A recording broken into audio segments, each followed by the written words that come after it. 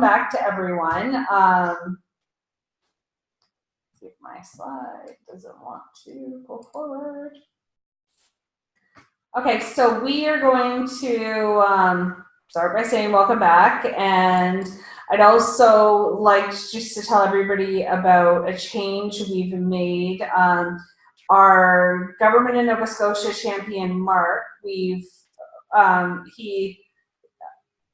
didn't really have the time to be participating, so we have removed him, and we've added, and we're very excited to add Megan Boudreau. She is not on the call today because she's traveling to Florida for the Florida, what's it called, Craig? The FETC.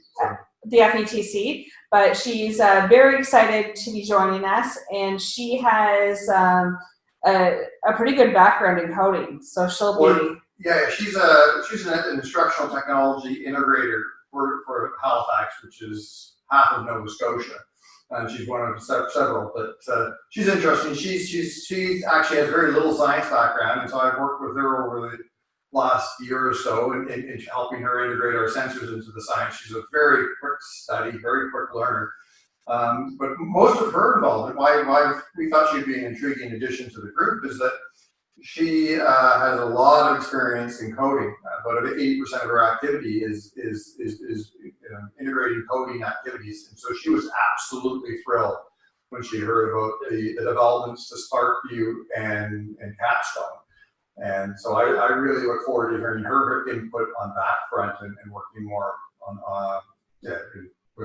continue to work with her. So it's quite exciting to have her on board.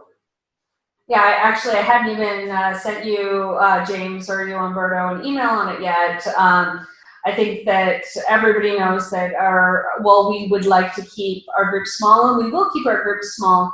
When people don't really have the time to participate, we need to kind of move in somebody who does have the time, and Mark didn't have the time anymore, and Megan's very excited to be able to participate, so we very much welcome her. I know she'll be taking a look at the recording next week, so So welcome.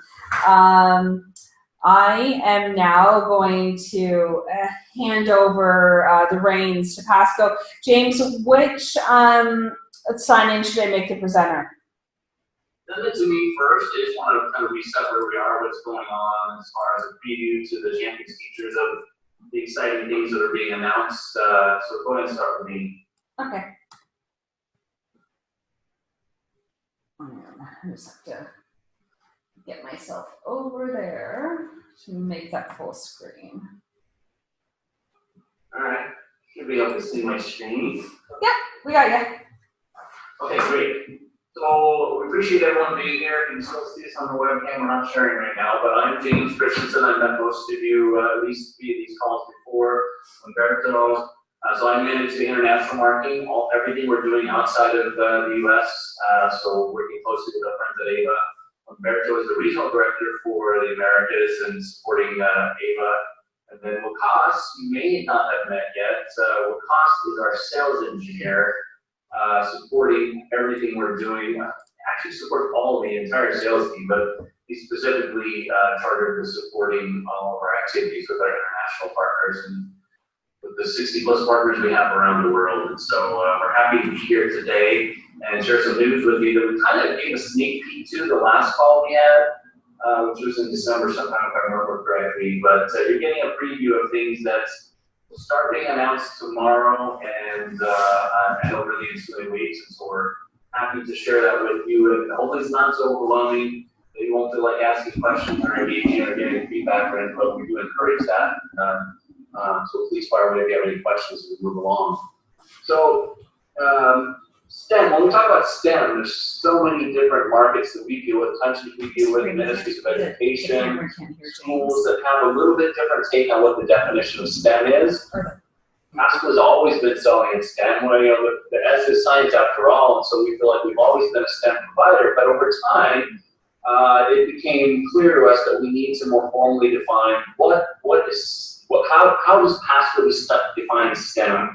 What does that mean, and what is the value of that to our customers? We call you customers, right? But the teachers, the schools, the ministries of education, everyone out there that is trying to improve science education, which is our charter, and is also the charter of AWA and our partners around the world. So how do we define STEM?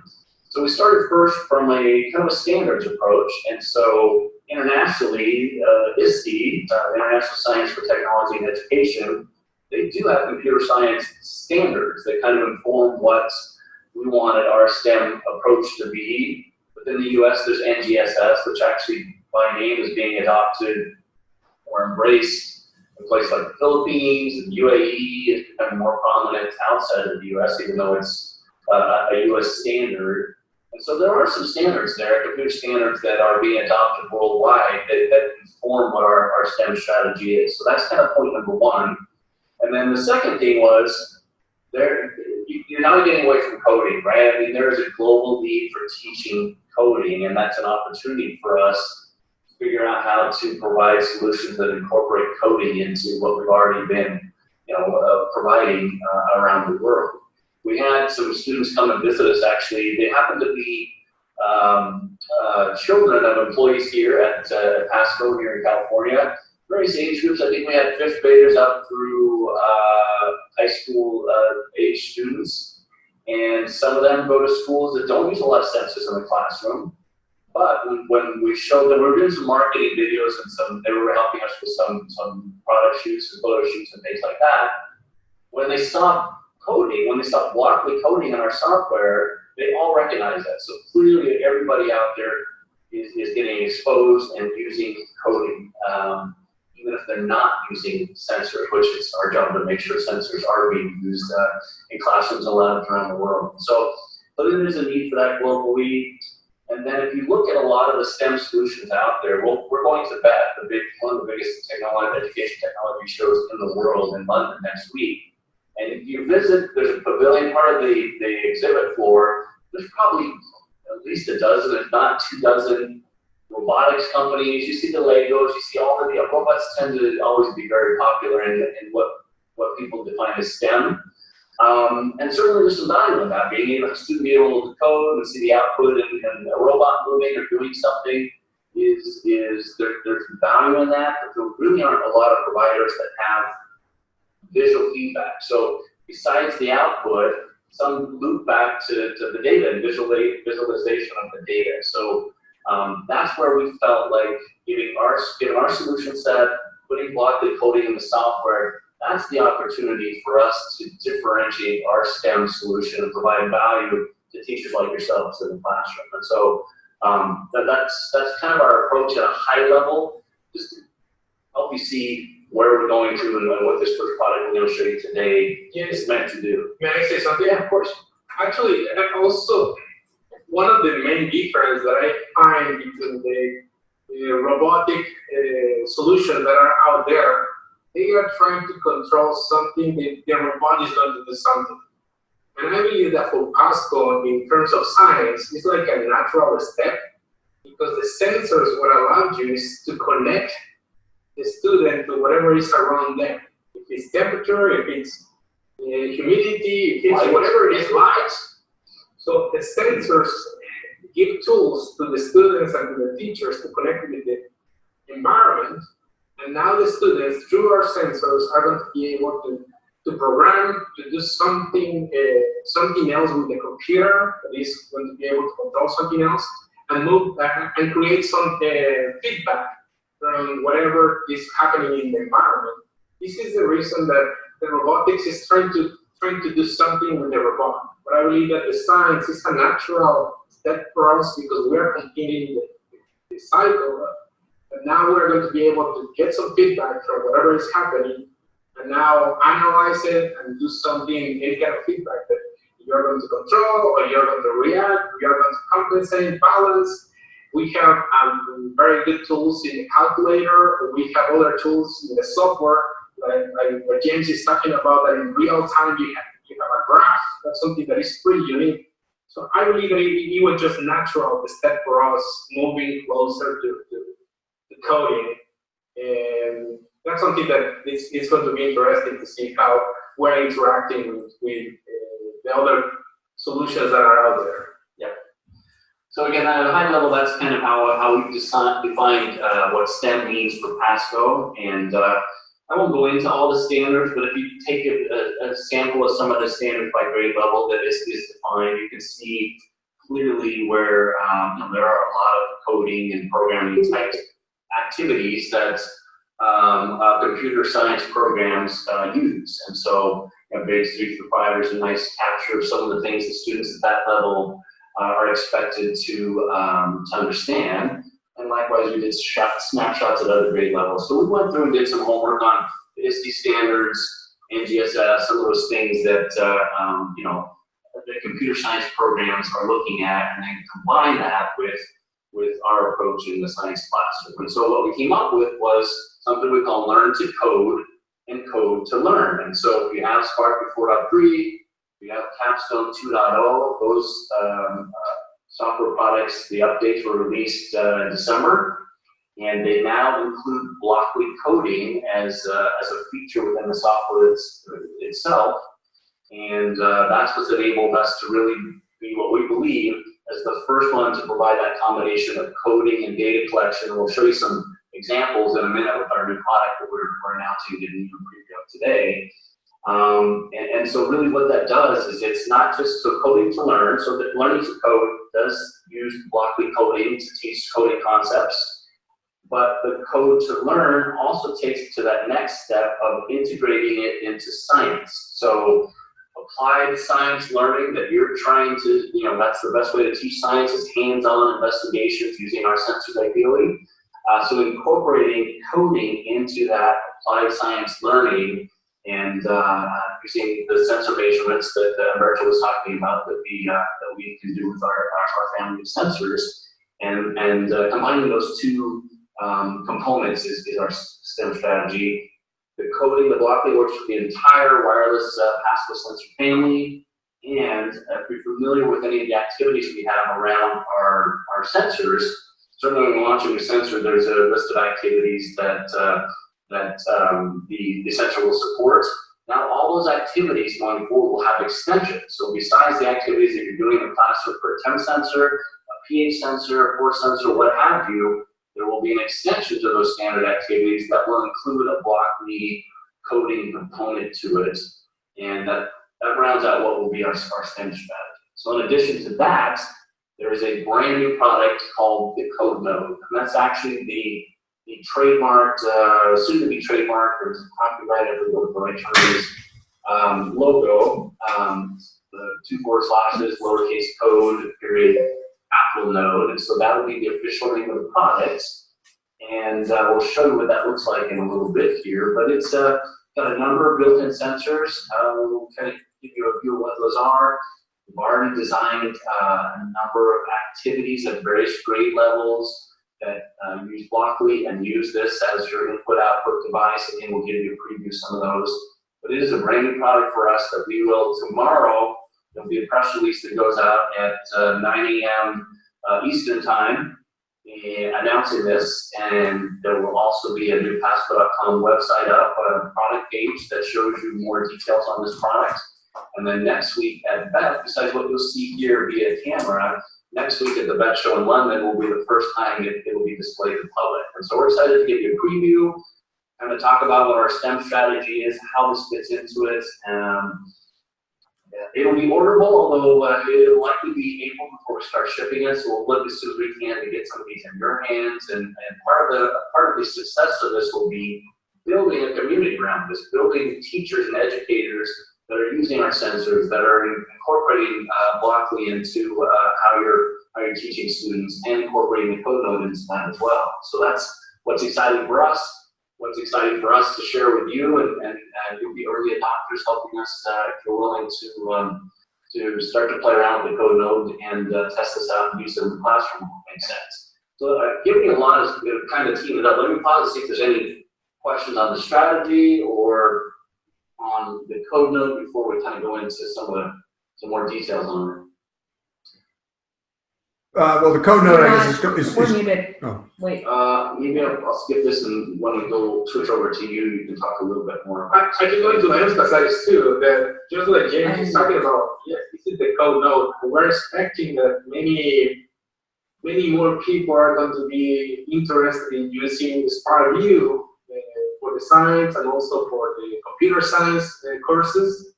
However, for you guys that you are a close group of teachers, we want to share a little bit more with you. You can start using the sensors that you already have with you today with Blockly. So somebody was saying that there are some of the teachers that they have a lot of experience coding. And today they have their sensors. They can start using Blockly, using our sensors, like James was talking about, that is an extension of the current technology. So this is something that is going to incentivize more users, that the sensors that we're using only for science labs, now they can use it to do something else, any kind of project, any kind of additional course. This is big news, and we're expecting a lot of people interested in this solution. So there are devices like this out there that you can find, more do-it-yourself kinds of devices. Some teachers, some enthusiasts, they love to build those little devices and whatever sensors they want in there. That's not really where we wanted to play, and so it makes sense to get away from do-it-yourself and actually provide our own device and see how many sensors are built into it. When I say sensors, clearly they're not going to have the quality of resolution that our sensor family has. It's not meant to replace those in any respect. It's an input-output device. So you're going to have a temp sensor, light, sound, motion, compass you can see there. There's also, we'll talk a little bit more as we go through some of the demos, what else is in there. There's and also something very important, a big differentiator, the warranty. You receive the 5 years warranty. So what we're trying to do is something ultra super easy to allow more people to have access to coding. And for the people that are using for science, they can just very easily start learning, integrating the coding as a part of the courses. So that's what one of the differentiators is designed to be in the classroom and to be used by as many students they are in the classroom. And that's one of the differentiators. This is not exactly the same feature that they have for us. We are trying to focus and make it easy and available for everybody. And it's so easy. Even Lacoste was able to go in and program Christmas music in December when we were playing around with this, so that he was playing Christmas songs out of the speakers on the code note. So you can start to think about, so we have some design activities, and I'll talk a little bit about what we're doing with that. But there's initially already 10 plus activities that we've designed that kind of fit into what you'd expect PASCO to deliver. But the sky's the limit in terms of really what applications, what use cases and scenarios that you want to program for what's appropriate for the classroom. James? More hand-over. Yeah. Yeah, well, for champions or others who want to use their own sensors, what are the output options that would be available to them? Because obviously the sensors are the input options. What are the output options? Right now, there are a few output options already available. I mean, the simplest output is you can set up a display inside Capsule on the Smart View. So just like you have a digit display that displays an output number, you can create a text display that displays a word or a number. So going away from that, the Smart Band is controllable with Blockly. So if you have a smart band on a smart card, you can control how fast the band is spinning. In our optics kit, we have a wireless light source. You can control the RGB LED on there. We just came out with the AC/DC module for our modular circuits kit. So with that, actually opens up a lot of possibilities. With that AC/DC module, there's a motor inside the modular circuits kit. There's a light bulb. We have there's a new transistor module. So it opens up the doors of the modular circuits kit as well. And I'm sure we have There's that come to mind. this is something that you can start using Blockly right now. And then these are some of the ways that you can display the information, have some kind of feedback. However, we know everybody's so excited to have more outputs, and PASCO is working hard to have many those other options soon. So that's something that we're working. But my point, obviously, the code node, you have the speakers and you have many other options there.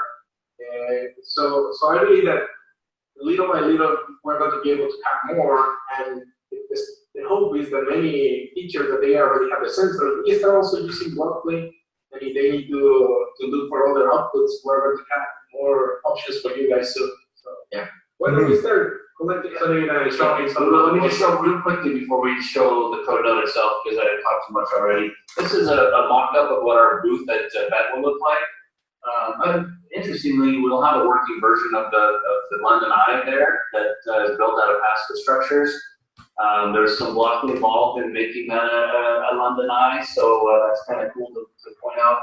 This front table here, this whole side over here is going to be featuring the code node.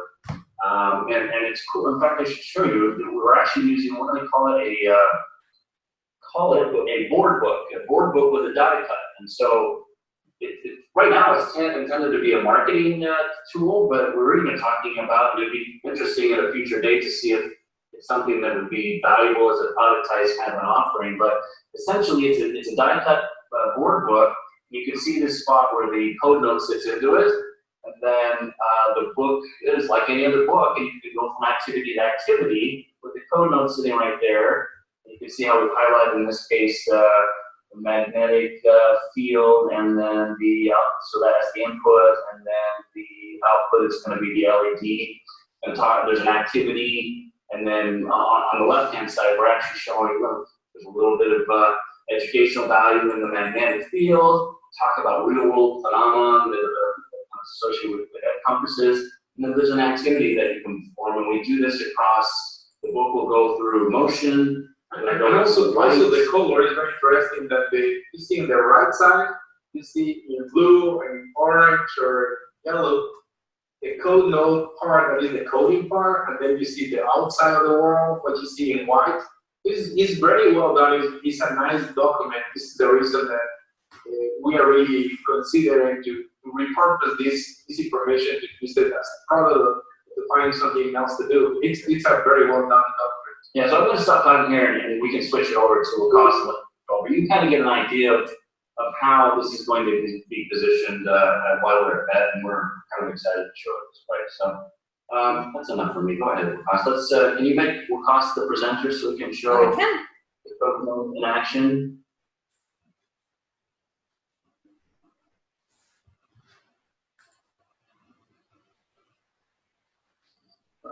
Okay.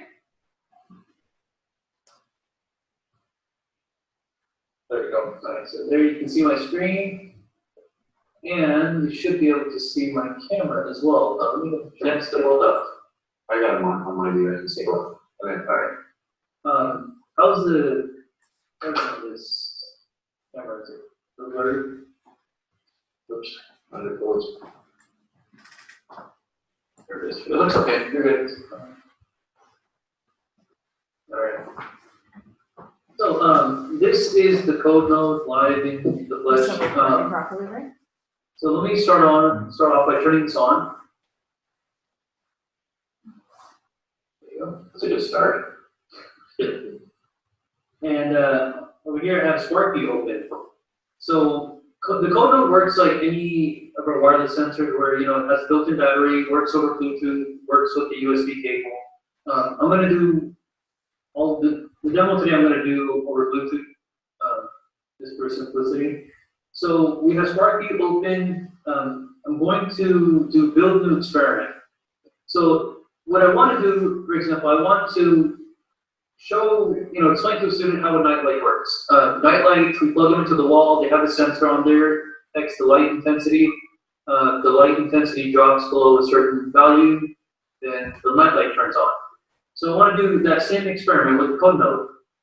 One of the inputs I have here is the light intensity sensor, and then over here I have an RGB LED. So I can control the red, the green, the blue, and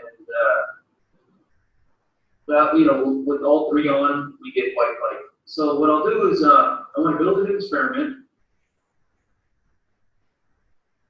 and the output for this, I want to, wait 1 second.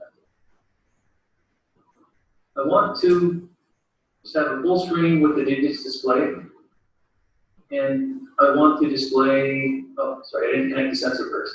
So let me click on the Bluetooth button and connect our code node.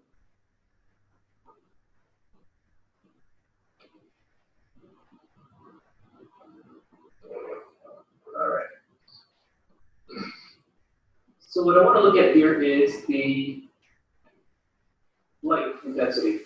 So you'll see the sensors that we have here. Temperature is in degrees, light is a percentage, sound level is a percentage. So the range, this isn't meant for science or precision, it's just 0 to 100%. So if I click start, I can see that in the room right now, the sensor is seeing about 1.33%. If I cover the sensor, about 0.06, 0.05. So I want to create some code that says, hey, if the percentage drops below 1%, then turn the LED on. So let's go ahead and click stop at the bottom. And I want to open up the experiment tools at the bottom right and select code. That opens up the block interface. So if I look at our hardware tab here, these are these palettes at the top, these are built into Blockly, and the 3 at the bottom, these are unique to PASCO. So if I click on the hardware tab here, I can see a value of, which grabs the value of one of our sensors. So I want the value for light. I was recording Click on the drop down and select light, and it shows the units on the right percentage. And one of the hardware outputs is for the RGB LED, and that's this block right here. So R, G, and B, the range is 0 to 10. So if I set it to 10, then the LED should turn on. So like I said, what I want to do is if the intensity is less than 1, then I want the LED to turn on. So in order to do that with Blockly, I need to go through this palette here, and I want to look at the logic palette. And what we're doing is we're comparing light with the number 1. So this is our comparator block. I'm going to drag our value of light here, and I'm going to say if this is less than 1%. So I'll go to our map palette. I'll grab this integer block. Okay. So if it's less than 1, then turn the LED on. So in order to do that, I need to go to our logic, and this is our if statement here. Stop that there. So the light is less than 1, then turn the LED on. But what if the light is greater than 1? Then I want to turn the LED off again. So I have to add an else statement. I can click on this tools and drag the else right underneath the if, and you'll see it here. So I want to grab another block to control the RGB LED and set each value to 0. All right. So this looks like everything that we need. But the way code works is I'm going to check this one time because code works from start to finish. But I want to continuously check the value of the light sensor. So in order to do that, I have to create a loop. The simplest loop to create is a repeat while true, which means that, hey, just keep doing this. So I have a repeat while, and I'll go to our logic tab and pull out the true. So this is going to keep the experiment going over and over until we click the stop button on Smart View. The last thing I need, and this might change in the future, but for now we need to insert a little bit of a delay. Just because we're doing this over Bluetooth, there is a delay until we get that first value of the light sensor. So we need to tell our code to slow down a little bit, initially connect to the sensor, and then we can start running. So it looks like I have everything I need here. I'll click done, and then here I'll click start. So if you look at the code node, at 1.3%, as soon as I put my hand over, the LED turns on. And I move my hand. So this is a very simple way to teach students how nightlight works. And you can see the code was also very, very simple. I can take this a step further. So the code node can interact with any of our other sensors, just like, so for example, like the force acceleration sensor. So another example of like a simple experiment is, let's say I want to press the force sensor here, and depending on how hard I press, I want the brightness of the LED to change. So in order to do that, what I'm going to do is, first of all, connect the sensor. So I'll click on the Bluetooth tab.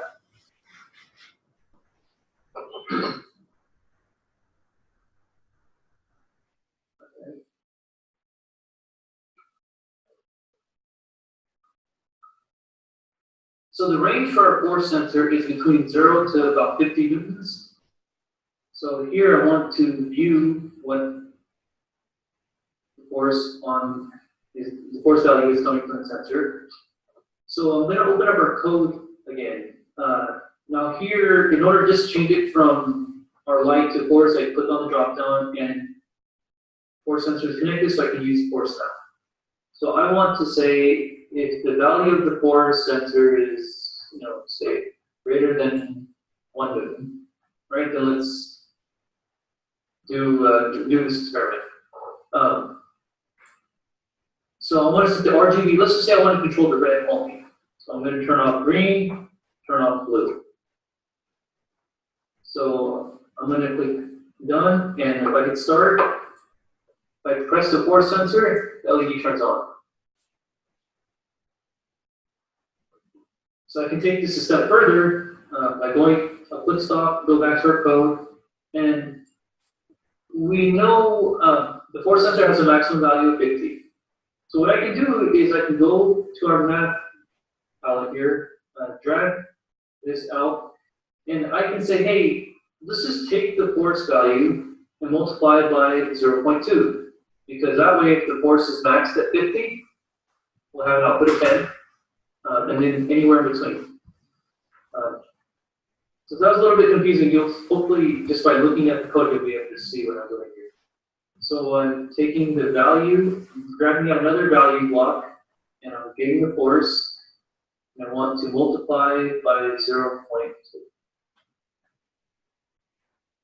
And I'll drag this here. Take a whole block. Yeah. So if I click done and click start, so take a look at the force value. You'll see the LED is on, but it's not that bright. And as I just press it harder and harder, the brightness increases. So this is to show you that the code node can work with any of our sensors right now. The question came up about the outputs, and we forgot to mention. I mean, at least with Capstone, you can output to the 550 and the 850. SparkView, you should be able to output to the 550. Those are things that, the SparkView user is probably not going to be using the 850 to, or 550 to do an output, but the option is there. Can you show something in the screen in the software? How can you create a label or? Yeah. So the other thing here, we have a 5x5 LED matrix, and what I'll do is I'll just display like an X. So I can go to our hardware tab. This block here sets multiple LEDs. I'll set that aside for now. And this one, you can set the coordinates. So coordinate 1, 1 is actually the second column, second row. In coding, we usually start with 0. So 0, 0 would be the first LED at the top left, and then 4, 4 would be at the bottom right.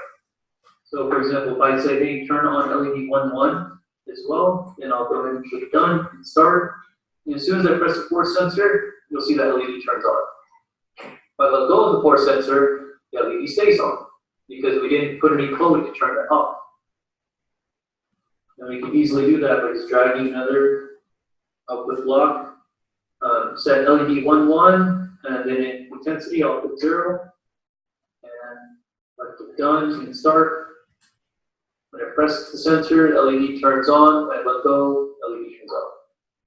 And just like that, we can create our own output bit. We can, display an image like a heart, smiley face, and as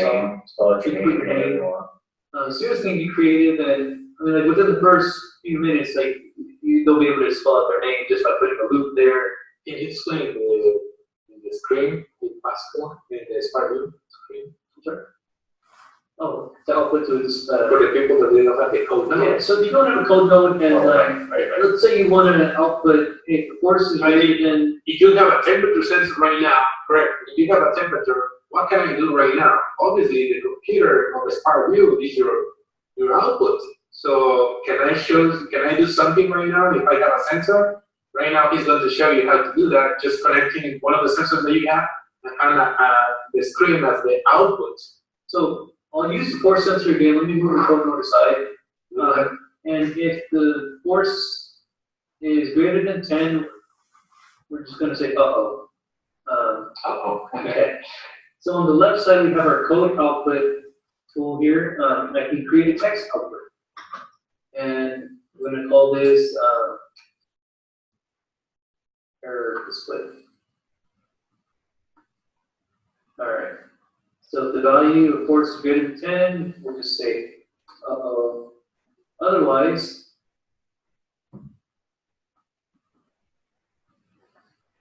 no problem here. All right, so if I click done, and here I have, this is a digits display, but I can display at the top here, user enter, and I can show error display, the text that we created. So if I click start, no problem here. As soon as I press the force sensor, sort the way. Yeah. So one thing we mentioned about putting sleep in, sometimes we have to put the sleep inside the loop.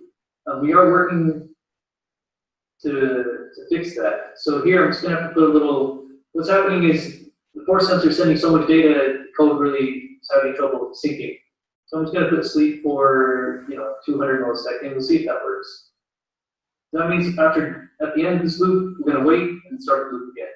That way nothing gets overloaded. Okay, start. And actually at this point, we might have to restart Spark here. So this is still a test version. We're working out some of the kinks. But let me save this experiment so I can just open it back up. Save as. Let's just close it.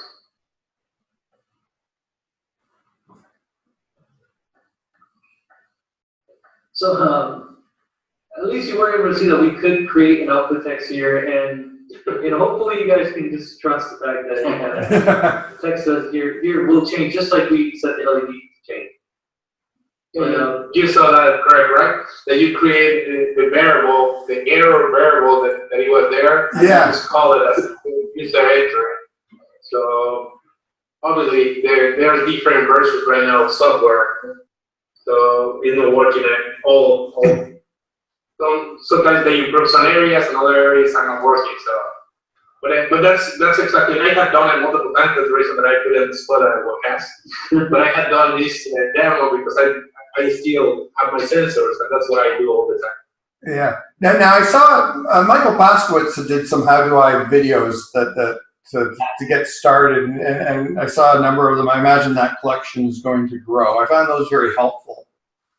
Absolutely, absolutely. As we get closer to the forecasted launch, there needs to be a lot of resources to make it. It is fairly simple once you spend some time with it, but you need some resources early on. Some videos are a good way to help you get familiar. So it's very easy. I mean, you need to memorize the blocks and to see how it works.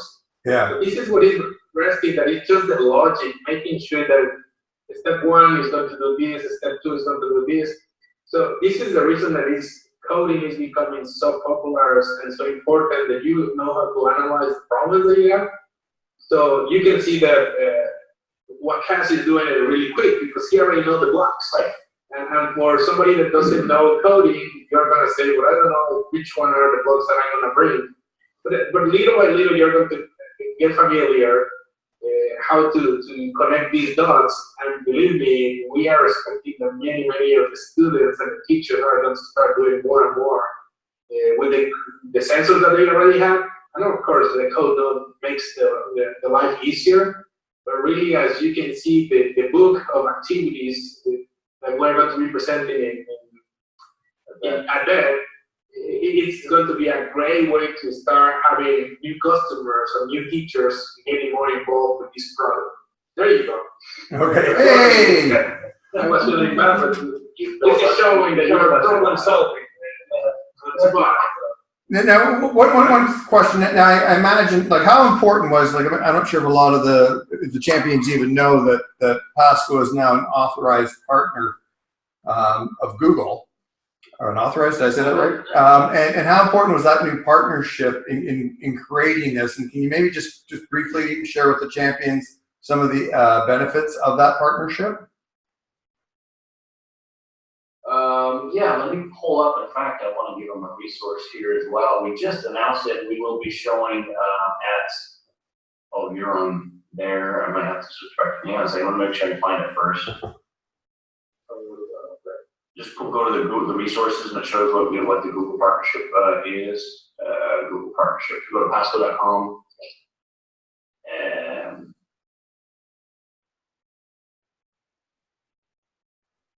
and so we're early on in the partnership. There's really about 2 or 3 things that are coming from the relationship with Google, and as part of Google's science initiative, I forget what it is. We will be there across the aisle from us at FedEx.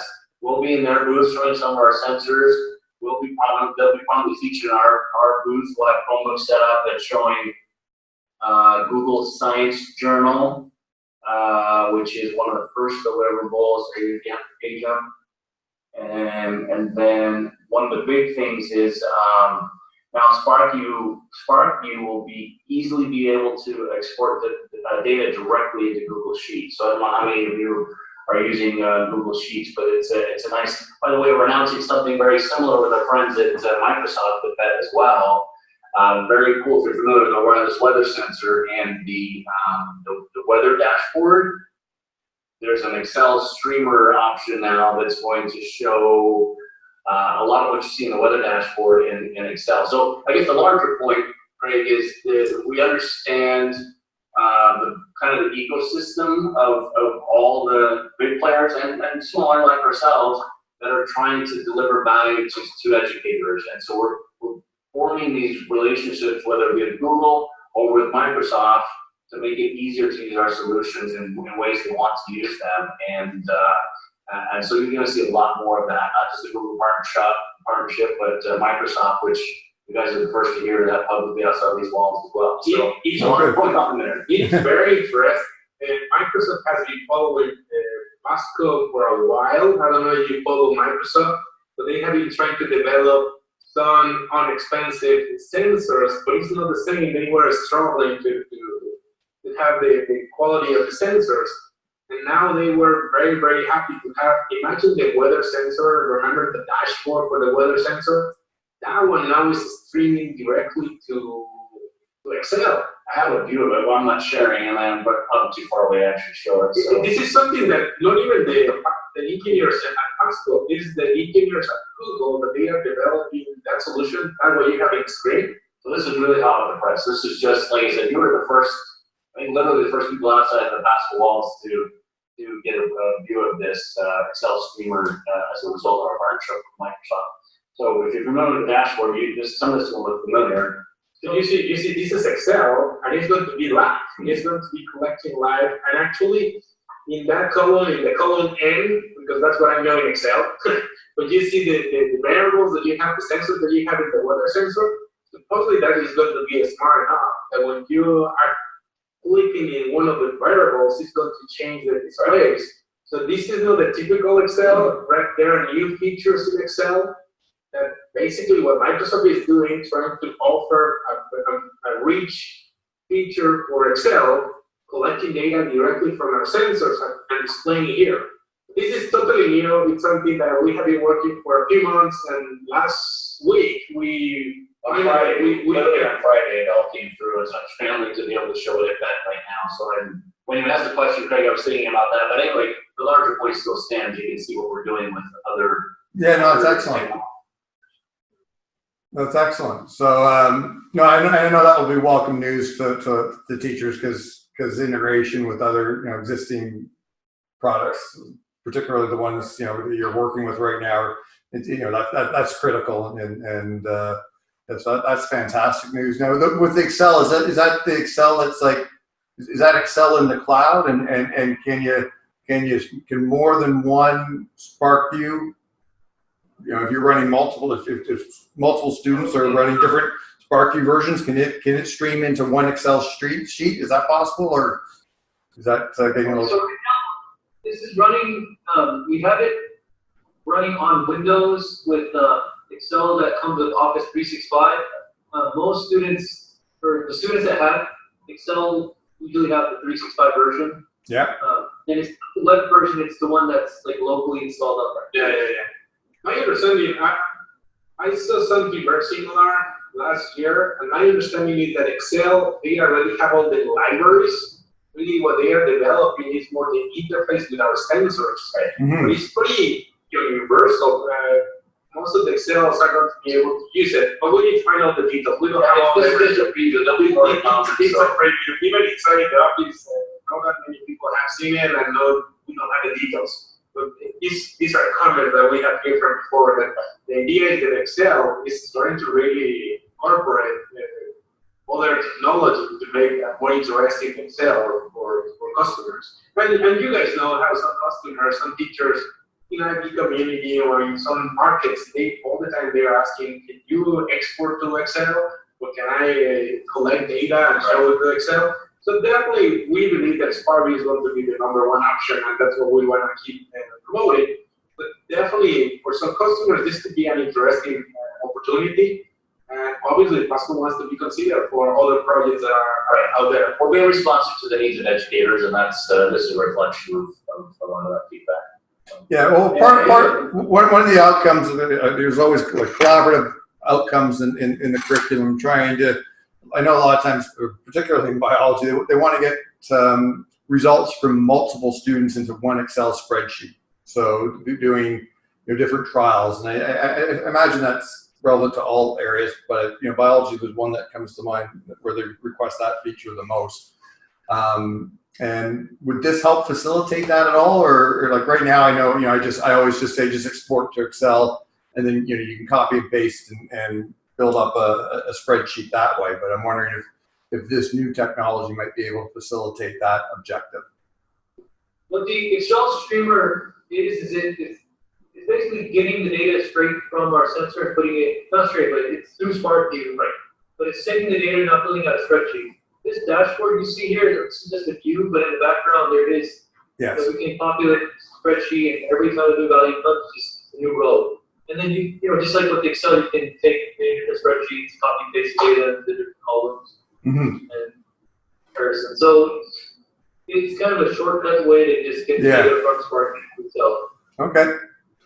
Cool. And also perhaps it's interesting because that image that you see there, the house and the tree, my understanding is that this is more like a rich multimedia that is going to be creating other ways to visualize the information that you are collecting.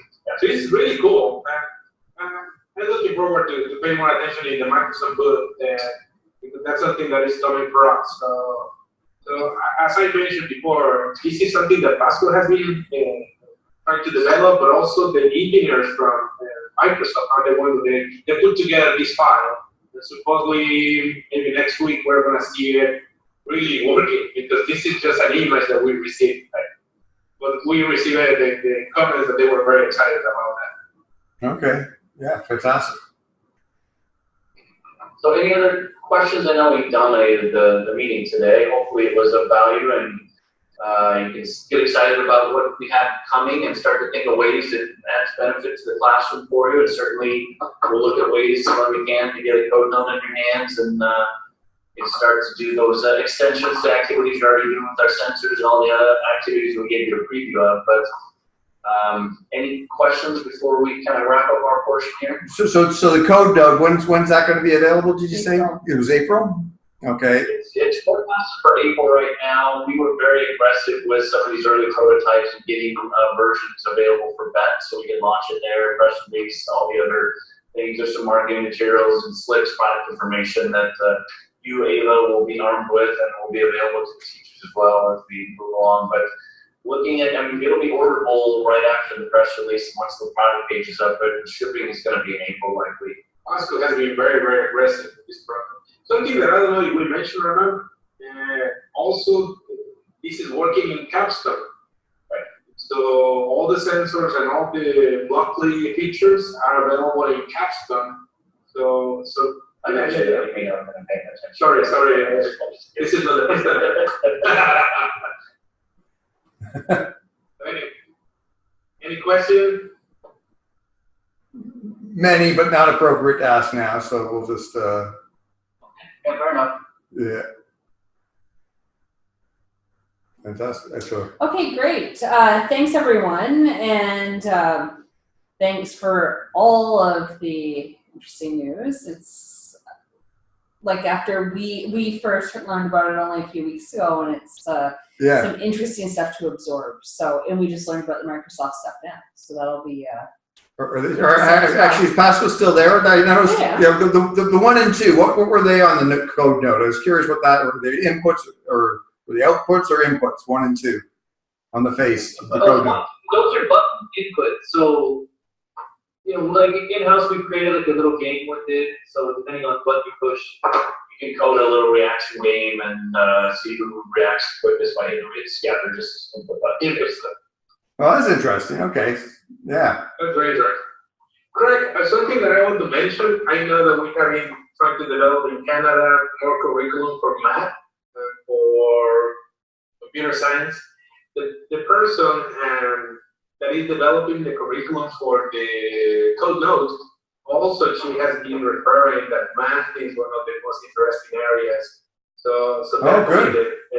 Briscoe, the new president, we should stop saying the president of PASCO, we really believe that the math courses could be finding a lot of benefits from this product. So definitely that's something that is going to help us in Canada trying to promote more that market. So.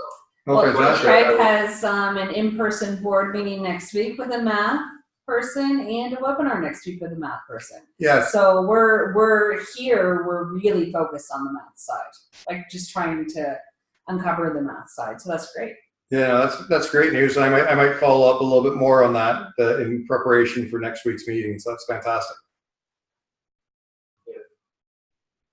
Awesome. Okay. So I'm not going to keep anybody any longer. We'll have another meeting in February. I'm trying to shorten the time between meetings right now because we were at 6 weeks and it was getting pushed off to 2 months. So as long as PASCO is, happy to appear every 4 or 5 weeks, we will make it happen at this end because I know everybody's schedules are very busy and people can't attend every meeting. So hopefully making them a bit more frequently will get everybody in the habit of coming again, kind of like going to the gym. But not as painful. Well, I'm joking, Craig. I was looking at Craig when I said that. I know that it's only we only have a few champions left on the call right now, but I would still like to put out who would like to host our next webinar. So I know that everybody will be watching the recording within the next couple days. So if you are interested in putting up your hand, please let me know. And there's other initiatives that you could do, like Michelle and Glenn have written blogs, which we really appreciate. And I've gotten, I think there's a few other people that have submitted blogs. Anyway, and Karen is doing something very exciting with IB, and she's having, she's from a private school, and they have an in-house marketing department with a recording studio. And starting next week, her IB students, like for their major, in PASCO, you'll probably be interested in this. They're producing a professional video or, a professional level video on the students' major IB projects in relation to PASCO. So, yeah, so she's going, I think she said there was 6 or 7 students that use PASCO products in their major projects. So we will, in the short term, have a very specific IB-centered video featuring students from Ridley College. So we're very excited about that. Oh, wow, yeah. Great. So, and we really appreciate that, Karen, when you do tune into the recording. I know you will. But I'll James and Umberto, I'll keep you guys updated on that as I know more. Just as I was walking into the meeting, Karen was called off to something else, and she let me know that filming is going to begin shortly. So we're all very, very excited Yeah. So who's all going to bet next week? We've got a huge team going. The entire international team, except for Lori, will be in the Philippines. Costa and I will be there supporting it. Mike Westward will be there to tighten up the Google relationship, not tighten up, to do the cross pollination with Google across the aisle from us. And we will actually have social media there for the first time. So Janet Gomez will be there. We're playing into that London Eye that will be working and doing some tickets, giveaways, and drawings for wireless weather sensors. Chance to go right in the eye, trying to really promote social media with our UK partner and drive some attendance and momentum that way. Obviously, the big book will be the launch of the code node. It's really, as you can hopefully it came through. It's a new thing for us, and from concept to turnaround, we've done it really quickly, and we're excited about it and how it leverages the strength of what we already do with our sensors and our science education solutions that are in the market. So yeah, there'll be a big team. There's 10 of us, give or take. Mm-hmm. All right. I look forward to hearing how it goes. Enjoy your trip. Follow us on social media, and we'll do a report once we get back as well. Yep. Okay, yeah, we'll keep an eye on social media and share anything we can as well through our market and yeah. All right. Well, thanks everyone. Unless anyone else has anything to add, I think we're good to wrap up at this point. I did see your comment, Michelle, on the blog for Bev, so thanks so much. And yeah, we're good. All right. Everyone, thank you guys. Okay, thanks guys. PASCO, thank you so much. That was fantastic. Very, very informative. Appreciate it very much. All right.